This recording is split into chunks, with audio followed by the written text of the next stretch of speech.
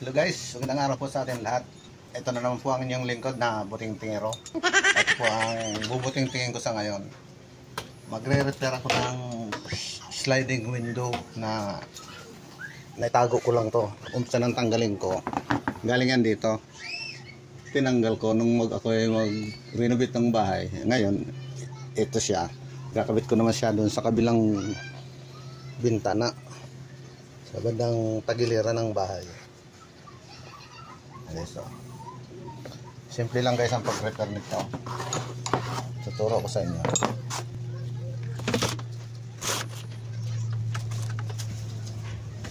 Palitan natin ng screen.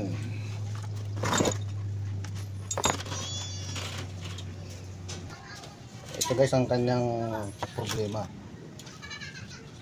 Hindi na siya umabot dito, kaya papalitan ko na lang siya. Sa mga gumagamit guys ng bintana na sliding window o kaya screen door, ito ang kadalasang nasisira dyan, naunang masira. Tuturo ko sa inyo guys, napakadali lang naman ito i-repair. Meron siyang sariling bilog na guma pang ipit. Ito tatanggalin lang natin to, hihilain yan.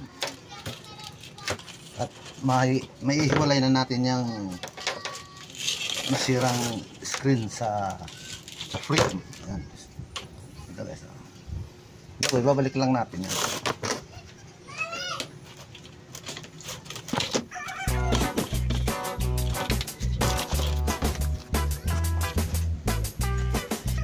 Pangatlong side na tayo, kailangan na natin itong distrain habang ginagamitan itong panlock ng guma.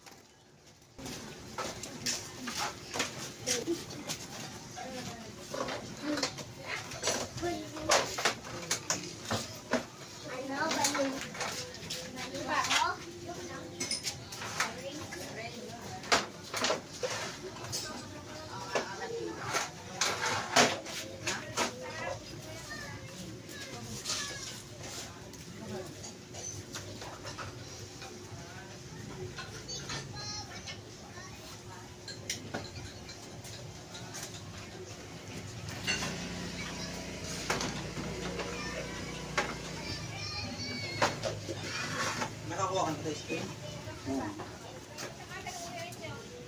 Ano nilagyan mo ng screen? Dati wala? Okay na yan. Dati yan, nirepair ko lang. Baklas talaga pag repair.